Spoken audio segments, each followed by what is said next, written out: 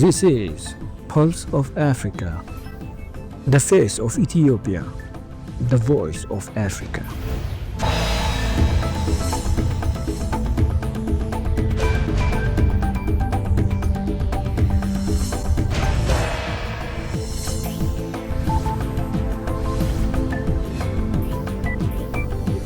Hello viewers, you're watching Pulse of Africa. I'm Janani Tesfaye for the main news. First, our top stories for today. Chad President's Party wins overwhelming Senate majority. Nigeria joins European Bank for Reconstruction and Development. China to increase defense budget by 7.2% in 2025. OPEC Plus to start oil output increase from April.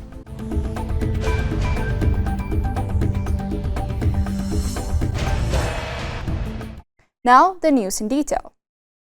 The party of Chad's President Mohamed Idriss Deby won 43 out of 46 seats in the country's first Senate elections, according to final results released on Tuesday. Chad's senatorial vote at the end of February was the final stage of a political transition which began when Deby took power after the death of his father 4 years ago. 2 seats in the Senate, originally allocated to Deby's Patriotic Salvation Movement MPS, were reassigned to 2 allied parties on appeal, Chad's Constitutional Council confirmed in Tuesday's final tally. Deby is yet to appoint the last 23 lawmakers needed to complete the Senate, which will be responsible for the representation of autonomous communities.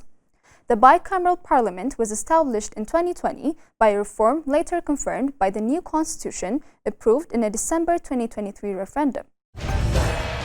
Now to South Africa and Mozambique. President Cyril Ramaphosa met with President Daniel Chapo of Mozambique at his official residence, Jena Jadel in Cape Town. This marks a significant step in strengthening political, diplomatic, and economic relationships between the two countries. President Chapo, who was recently inaugurated as the President of Mozambique, is visiting South Africa to further deepen cooperation at the bilateral, regional, and global levels. The leaders' discussions focused on enhancing collaboration and improving state institutions in both countries.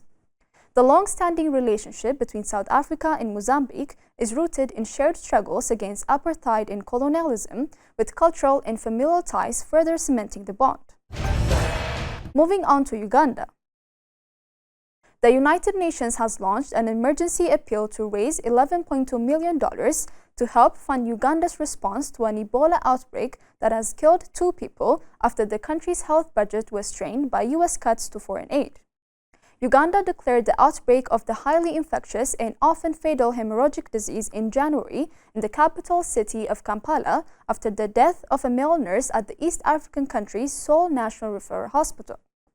A second Ebola patient, a 4-year-old child, died last week, the World Health Organization said, citing the country's health ministry. Uganda's 10 confirmed cases have been linked to Ebola Sudan strain, which does not have an approved vaccine. In a statement sent out on Tuesday, the UN said the funds would cover the Ebola response from March to May in 7 high-risk districts. Now shifting to Libya and Morocco. The Ministry of Foreign Affairs and International Cooperation, Tahir al-Bour, discussed Tuesday with the Ministry of Foreign Affairs African Cooperation and Moroccans residing abroad in the Kingdom of Morocco, Nasser Bourita, ways to enhance bilateral relations between the two brotherly countries. The bilateral meeting was held in Cairo on the sidelines of the Emergency Arab Summit and discussed the level of cooperation between Libya and Morocco and the two sides' keenness to develop it. During the meeting, the two sides discussed the importance of direct coordination and continuous consultation on regional issues and challenges of common interest. In other news, Indian Foreign Secretary Vikram Misri is set to visit Russia on March 7 for the annual Foreign Office consultations between the two countries.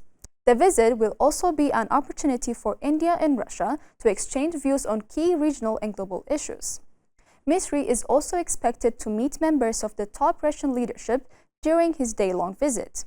Expanding trade and investment, especially enhancing Indian export to make two-way trade more balanced, and maintaining Russian energy supplies to India are expected to be among the issues that will figure in the Foreign Secretary's meeting in Russia, the People said. Last year, the two sides set a bilateral trade target of $100 billion by 2030. Two-way trade is currently worth about $66 billion, though it is skewed in Russia's favor because of India's massive purchases of crude oil since 2022. Shifting to China. The Chinese government has proposed defense spending of 1.78 trillion yuan or $246 billion for fiscal 2025, 7.2% more than last year, according to a draft budget report submitted to the National Legislature on Wednesday. If approved by lawmakers, the proposed expenditure will maintain single-digit growth for the 10th year in a row, and the percentage increase will be identical to the increase of the previous two fiscal years. The figures were included in a report prepared by the Ministry of Finance and distributed to lawmakers at the opening meeting of the third session of the 14th National People's Congress in the Great Hall of the People in Beijing.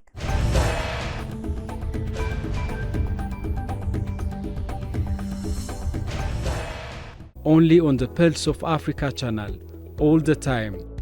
Pulse of Africa, the face of Ethiopia, the voice of Africa.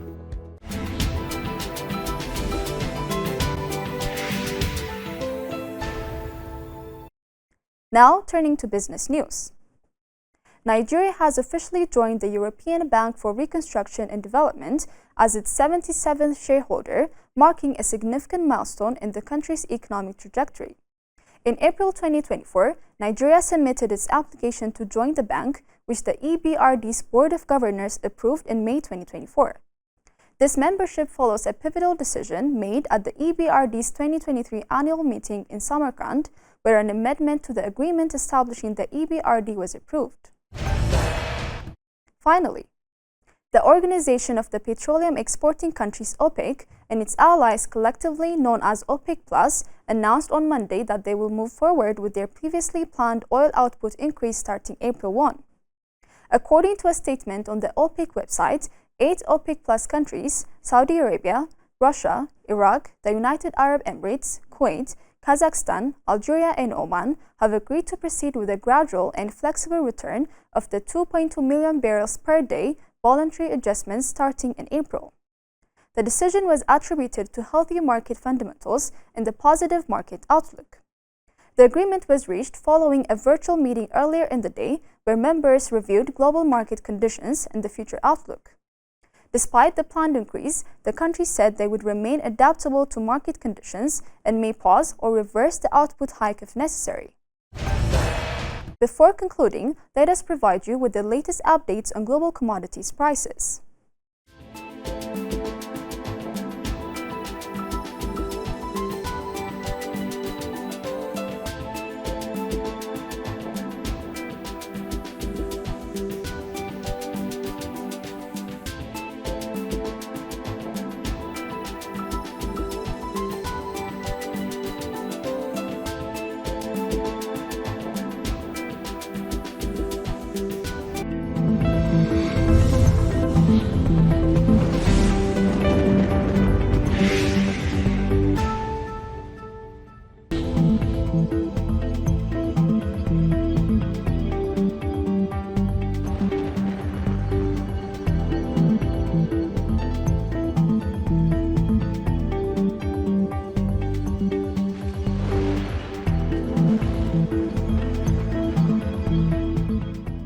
That is all for today, and thank you for watching Pulse of Africa.